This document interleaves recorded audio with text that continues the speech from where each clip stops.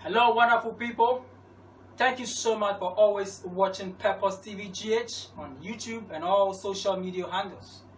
Today, we have a wonderful topic and a wonderful person in the house. The topic is prayer life. Man of God, thank you so much for coming today. Thank you for inviting me, sir. I'm very much honored to be here. Thank God, thank God. Man of God, I want us to understand one important topic, and that is prayer life. Man of God, what is your take on prayer? Okay, thank you once again for this invite.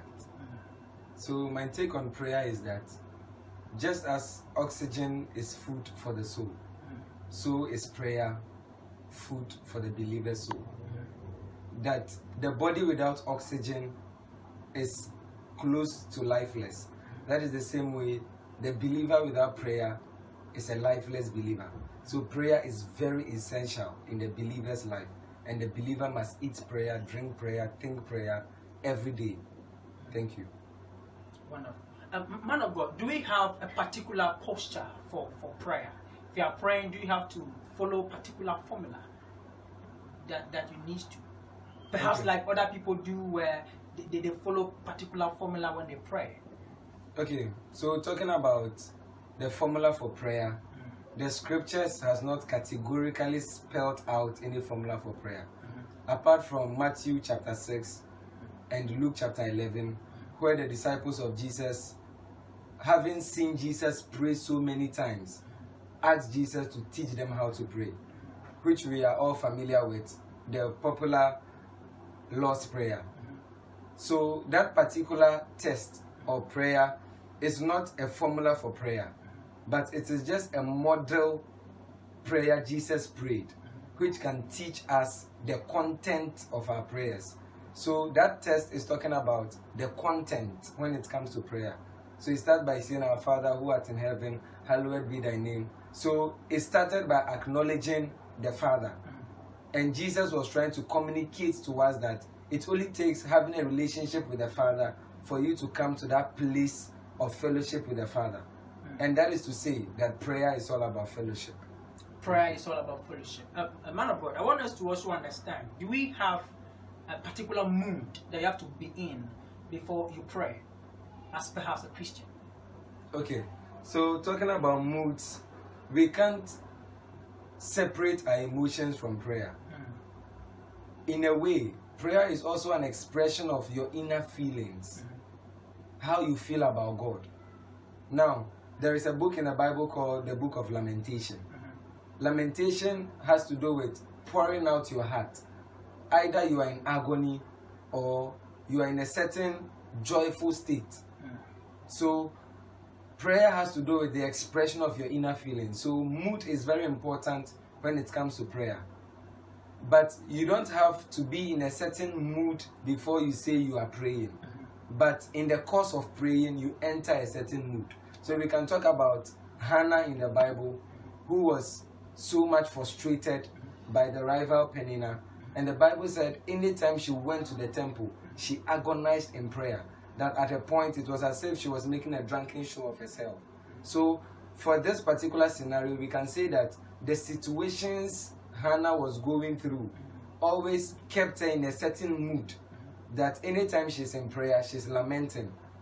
But there are other instances too that upon praying, because of the expression of faith, the expression of your emotions before God, you enter a certain mood where you can see people crying, you can see people wailing, you can see people shouting. So the mood can be before and can be during the process of the prayer. Thank you. Very well. You are taking us deep into things. I want us to also understand one thing from you, that if you want to pray, do you have a specific time that you can pray? Okay. After that, you talk about if you have any types of prayer. Okay. So about timings to prayer. The scriptures records that when you pray, and we know the adverb when is an adverb of time. So definitely there are times of prayer. Now, these times of prayer is not stated by scriptures. But if you want to have a consistent prayer life, you should set a time for prayer. So let's say every morning 8 a.m. That is my free time. That is the time I want to enter into prayer and have fellowship with my Father. This is a time you are setting for yourself to have an encounter with the Lord. So personally, you can set a time for prayer. But looking at 1 Thessalonians 5:17, which says, pray without ceasing. That also opens up the whole certain time for prayer. That now prayer can be an infinite activity in terms of time. That you can pray everywhere. You can pray anytime. Even Paul admonishes us that we should pray everywhere as saints, lifting up holy hands. So it means that when it comes to prayer, you can set a specific time for yourself, but also it's an open book something. You can pray everywhere, you can pray anytime, as long as it is communion. And we know communion is communication. So in a day you talk to a lot of people. You don't plan that I want to talk to this person. You talk to a lot of people. That is the same way God is always ready to listen to us as long as we decide to talk to him every day. He will never get bored with us or restrict us or say we are making noise or say we are talking too much, like some of our friends will say in our relationships.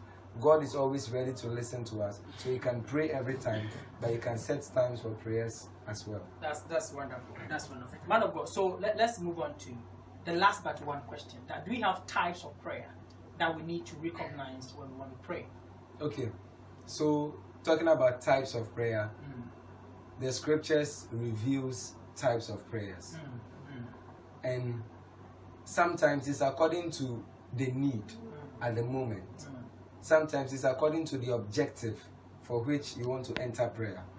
For example, if we want to enter prayer for Ghana, it subjects us to a certain type of prayer, and that is intercessory prayers. Okay. So we have intercessory prayers. Intercessory prayers is that type of prayer that is never about you. From the beginning of the prayer till the end of the prayer is about others. So we are praying for Ghana. From the beginning of this prayer till the end of this prayer is going to be about Ghana. So you are the one that is going to mediate between God, who answers prayers, and Ghana, that you are trying to intercede for. So when it comes to prayer, it's more of the responsibility of priesthood. The Bible says we are all royal priesthood. It means that all believers are priests. And priests make sacrifices before God for the people. And also represents God before the people. So it means that in intercessory prayers, you are the mediator now. You are mediating between the one you are interceding for and God.